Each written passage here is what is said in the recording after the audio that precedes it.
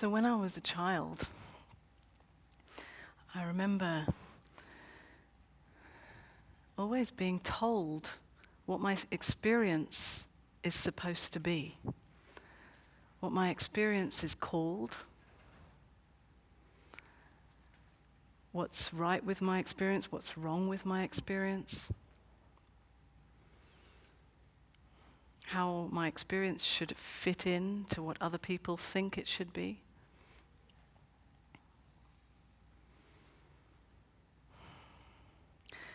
But my strongest memory and also feeling that hasn't changed until now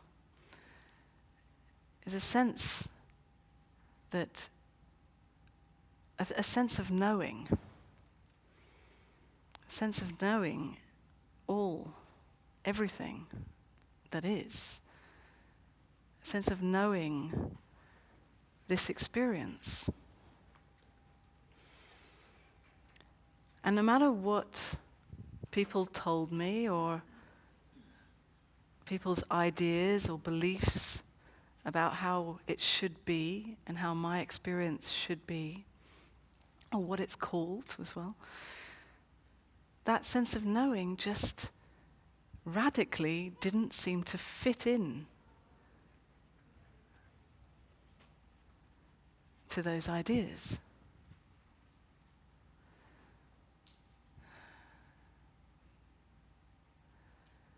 So I always had a sense of wholeness, you could say, a sense of oneness. I didn't know those words. I didn't know that it was anything kind of spiritual. But I had a very innocent sense of that. And in fact, that sense was the only thing that felt true to me, and still does.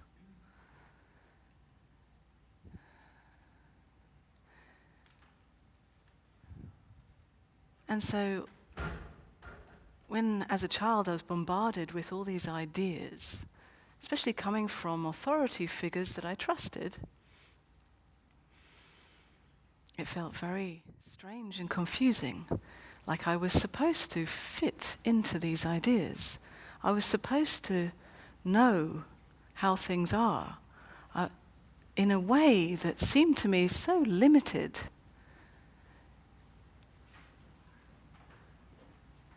The labels, the beliefs that thought was putting on experience seemed to cause such a contraction, felt physically, so painful.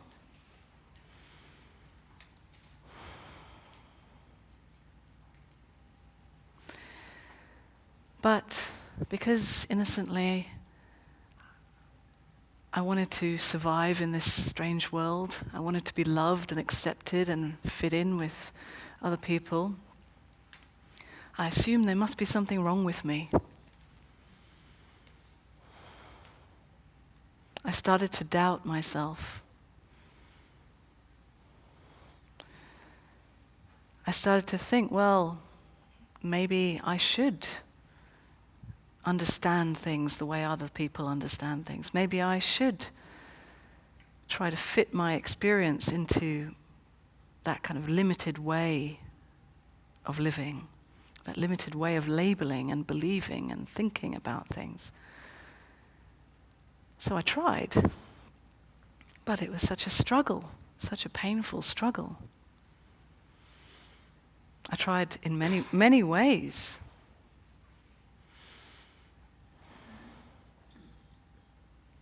But just didn't seem to work very well. And what continued throughout the years until now is that sense of knowing. That sense of, people call it beingness or consciousness, awareness. Of course, those words, to that knowing, to that very sweet and innocent knowing, those complicated sort of spiritual words are totally meaningless to that knowing, that openness that just sees it all, knows it all. It doesn't care for these long, complicated words. It doesn't even bother about trying to fit itself into a belief or an idea or a label. It's radically free.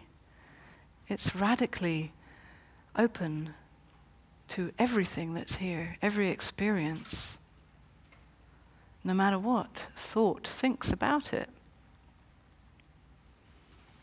Because thought has many opinions about how this experience should be.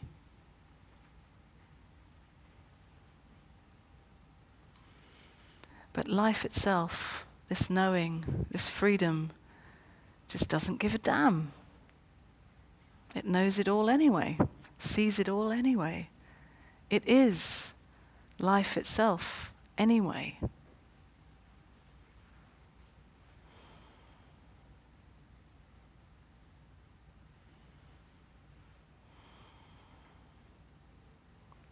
And it seems that as we go through life, we all have this sense of knowing. You know, as I describe my personal experience growing up as a child, I describe that so that you can relate to it in your own experience, in your own knowing. Because whether you consciously knew it as a child, or whether you have a sense of it now, or perhaps you've had some experiences where you've had a sense of that, it's still the same thing. My experience is not some special experience, it's just like yours is.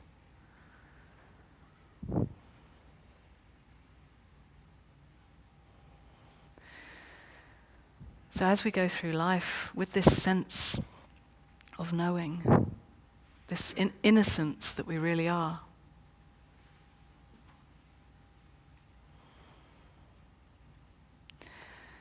we're bombarded by these thoughts, our own or other people's thoughts, same thing really, that want to fit it all into a box and keep it nice and safe and secure, neat and tidy. To say, this is how it is, this is what's known, this is the label, the stamp on this experience. And then immediately again, there's a sense of contraction, felt physically, painfully. And we don't always acknowledge that sense of contraction, because most often we get used to living with it. We actually don't know how else to live. In fact, we get so used to living with that sense of contraction that we believe that that is who I am. That I am this contraction. And in fact, without this contraction, I don't know who I am. Without this contraction, I would just be too free, too unlimited. How would I even exist? How would I even function and survive in this world? Fear comes. Terror, the fear of death, the fear of annihilation, non-existence.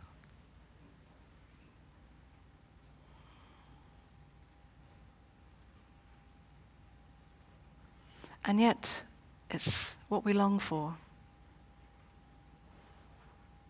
We long to live freely, to know ourselves as the freedom we really are. The openness, the love, the all-inclusiveness, the wholeness that we really are. We long to live as that in our daily experience. And yet we're so used to believing that our thoughts actually mean something. We're brought up to believe that thought is like a god that we worship. If thought says something, it must be true.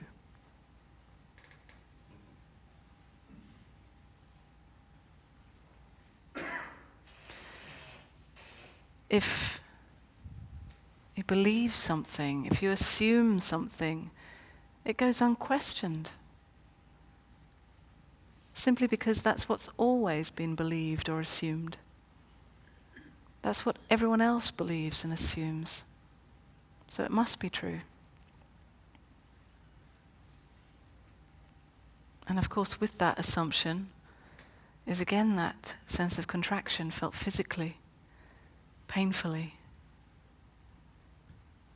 A sense of contraction and limitation, location, squashing the whole of life into this limited little box, or at least believing that that's the case. Of course, the whole of life can never be squashed into a little box. That's totally ridiculous. But thought goes on pretending, playing as if it knows, as if it can control life, as if it can prove what is true or not true, as if it is the font of all wisdom. And as we worship at the feet of the God of thought, we deny our own inherent life wisdom.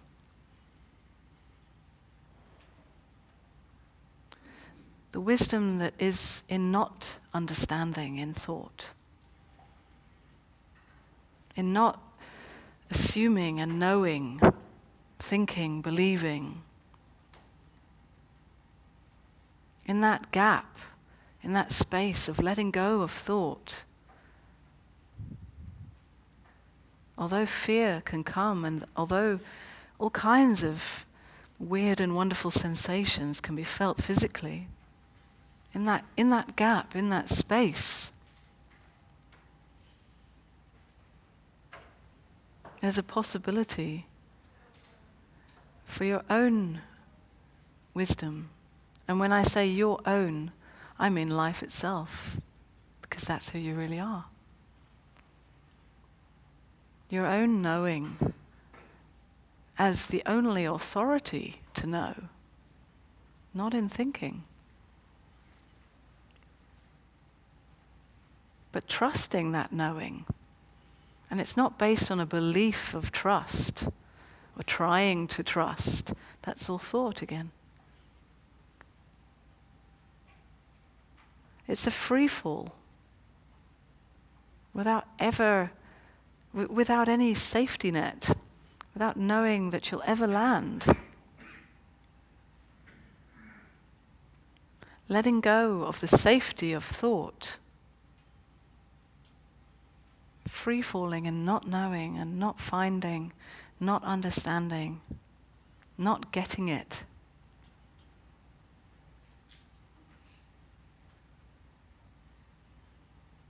And thought might kick and scream. And still, free falling. Physical sensations and emotions can go wild. And still, free falling in not knowing and not getting it. Not needing to get anything.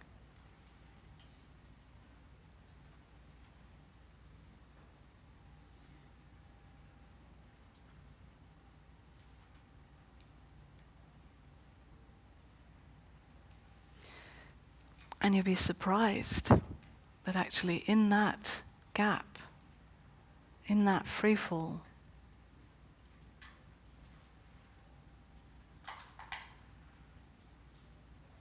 is the real knowing that you've been longing for. Not in the package that you believed it should come in. It doesn't look nice, it doesn't feel nice.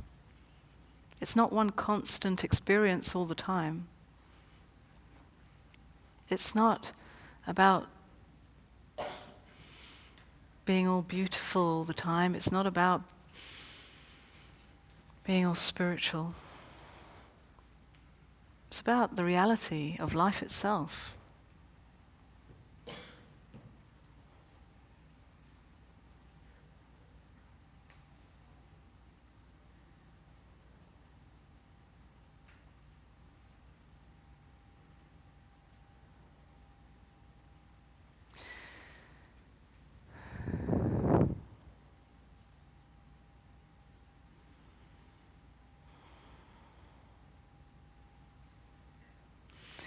So, in this conference, we've come here to talk about entanglement, and I have no idea really what that means. I mean, I know logically, I've heard the explanations. I don't know very much about science, so I won't presume to even start to talk about that. But my sense of what it means is that wholeness, that interconnectedness, that is beyond even that word interconnectedness.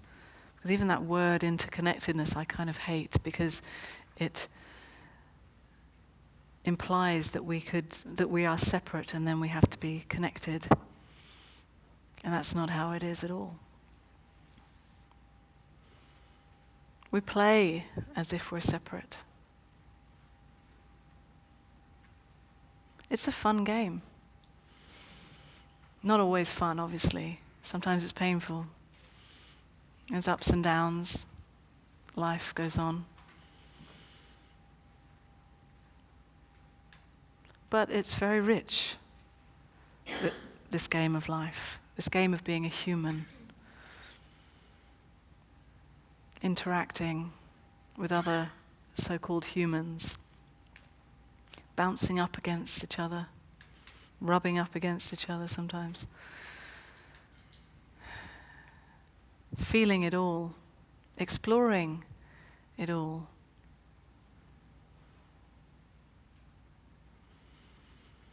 And yet, this game of being human is often taken so seriously.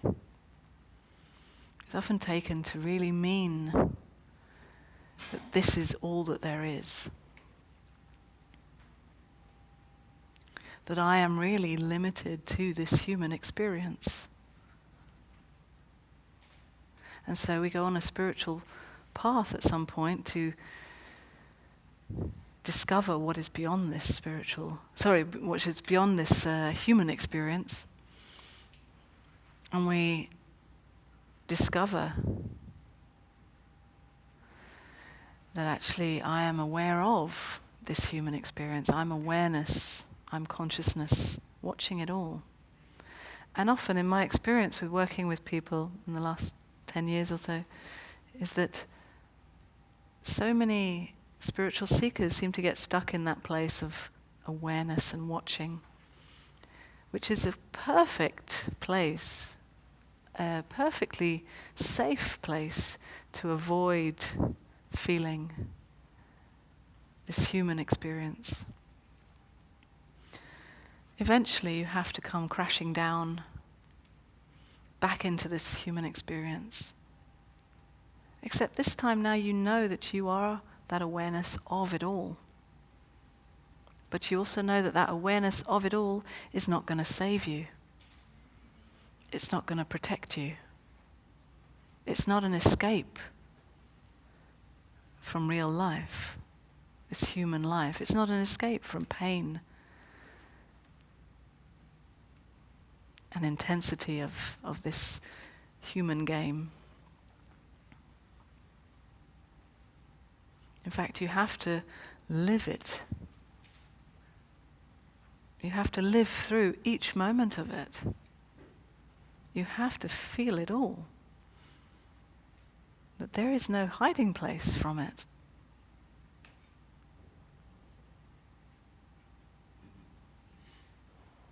And for the spiritual seeker, this can be extremely disappointing.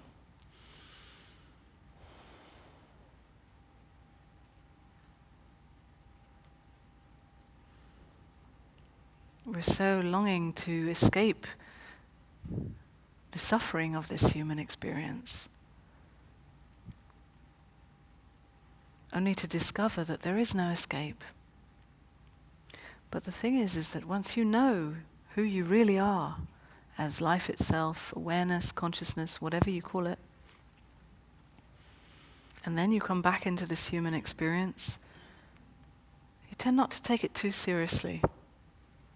Even if the movie on the screen at the time is a very serious one,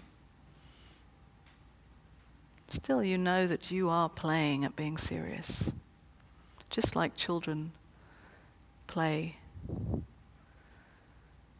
different roles. Doctors and nurses and post office and cowboys and Indians, or whatever you play. We all play different roles, but we're just children pretending to be adults. We have taken ourselves so seriously. But in knowing that I am that knowing, I am life itself, I can play this role right now. I can play this role of this woman, this person sitting here speaking, so-called non-dual teacher, whatever that means. I can play the game, but I'm never that one. I'm never a woman. I'm never a non-dual teacher. I'm certainly not a non-dual teacher. I never fit into any box. I never fit into any label.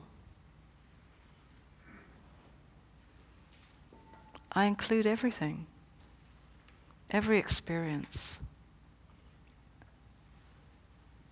There's nothing constant about this person here. It is only thought that wants to pin it down and say, this is who I am. In fact, thought is looking to know who I am all the time. Who am I? Who am I? It's always asking, in different forms, obviously.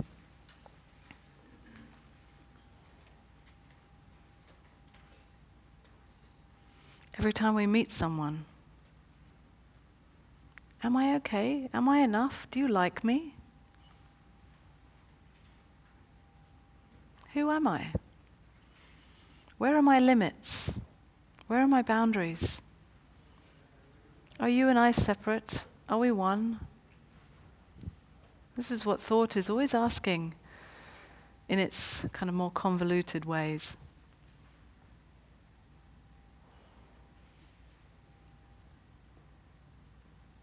But thought will never know the answer. Thought will never come to a final, conclusive answer.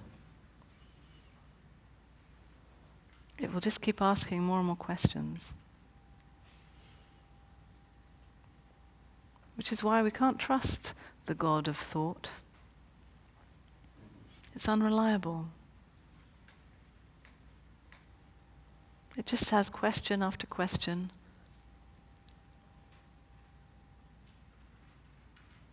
But the real answers are already known. They're already here. They're already obvious.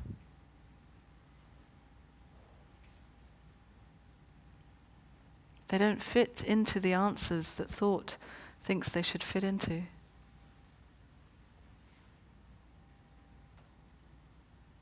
The boundaries that thought believes separates us.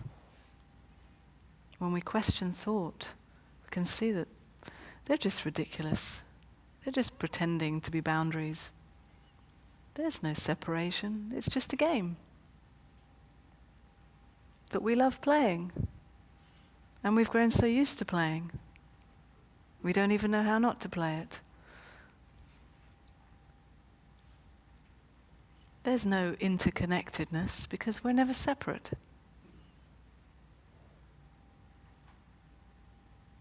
And this is a knowing that you already know, all of you, without exception. Not in your thinking, you may not understand it. I hope you don't understand it. Because as soon as you start to think you understand it, it starts to get messy again.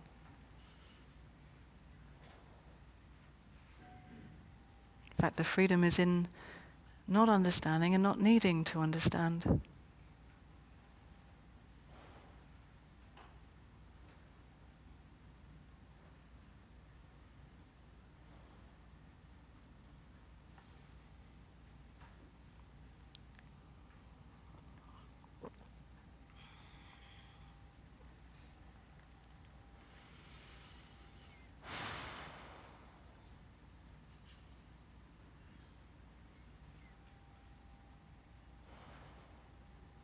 So it's coming back to that real authority, that true authority that you are, the only authority to know how it really is. And we've forgotten how to trust that, how to know that for sure, how to be that, how to acknowledge that. Because we've been worshipping at the feet of thought. We've put thought up there on this pedestal. And I'm not saying that thought is bad. I'm not saying it's the enemy that needs to be got rid of. But it's just about seeing it for what it really is. It's a tool for living in this world. It provides lots of practical information. It's amazing, actually, as a tool. It's unlimited in many ways, limited in many other ways.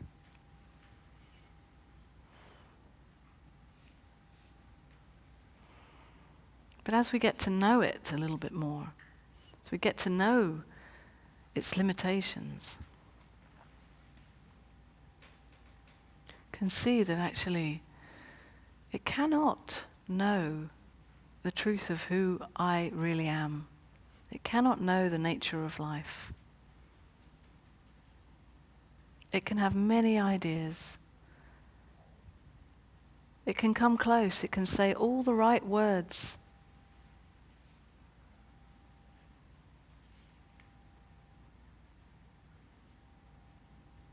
It can speak all the correct non-dual concepts. But it's still just thought. When it comes from thought, then those words are dead.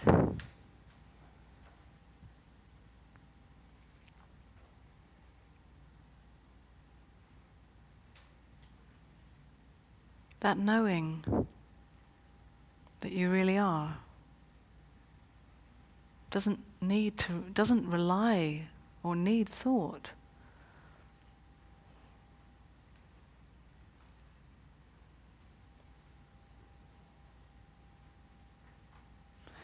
Thought is a servant. Thought is used by life itself.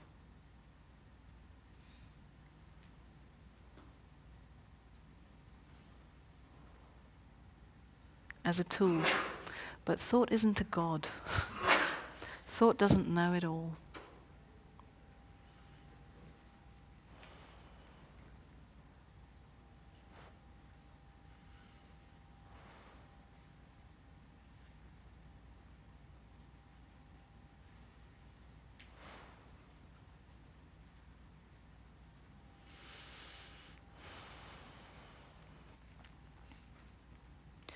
So just for the last few minutes, I invite you to ask any questions that you have, but just know that this context is not particularly intimate, as you know. So if your questions are of a more intimate nature, then perhaps save them for one of my more intimate meetings or a residential intensive or something like that, because this isn't really the place to start telling your whole personal story. So, but if there is something you would like me to speak more about or clarify, then please say so. Yeah, do we have a microphone? This guy here. Thank you for the talk.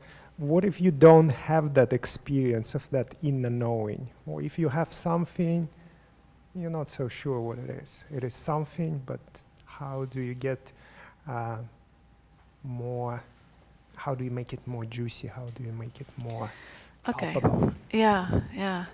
And there isn't a quick fix answer I can give you. As much as I know thought would love that. But I would say that you do know that. It's perhaps it's just that that thought is looking for something in particular to say, oh, this is it. This is the special kind of knowing that I've been looking for. But actually thought won't find anything. There's no specific experience of this that I'm talking about. You'll never know for sure if you know it, which is what is frustrating, I know.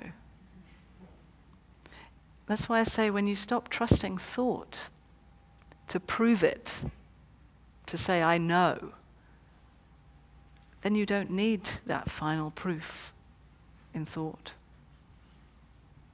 Then you already know you know. So it's just about not trusting thought so much. You see? Okay. Yeah, one of those people at the back. Their hands went up.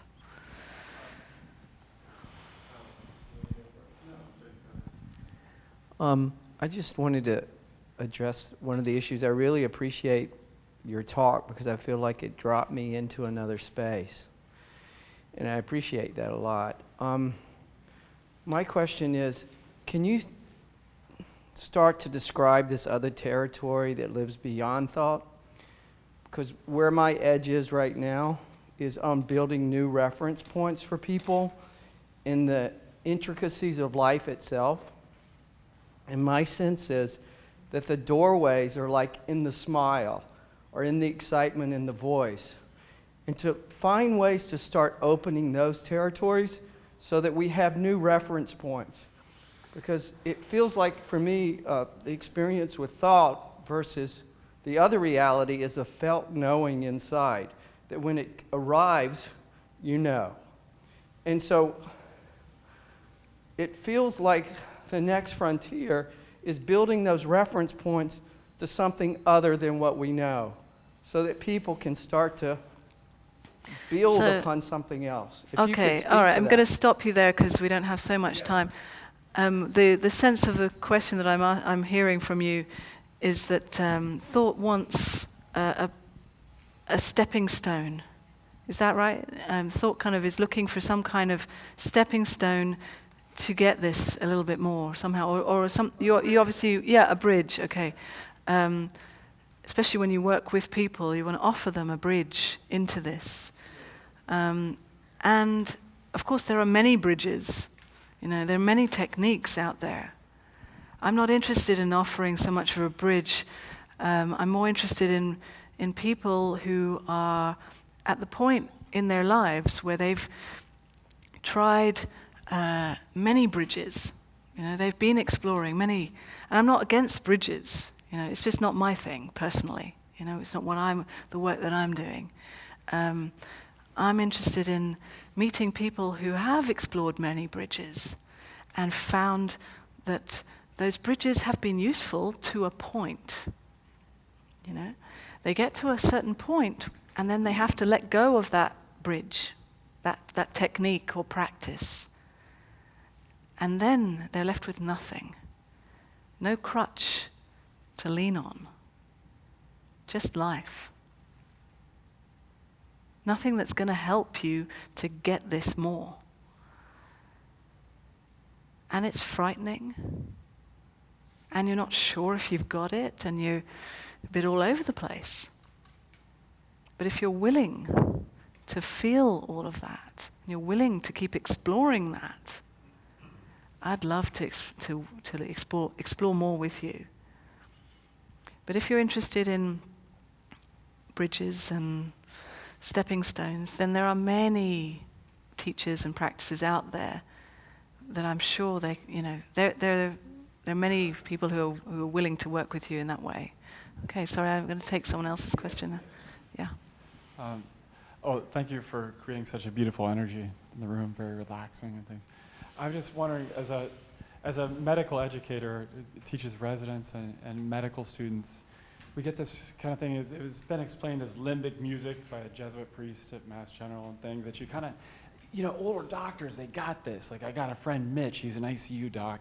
He's like, the ejection fraction, the pulmonary function test, but I'm worried about that guy.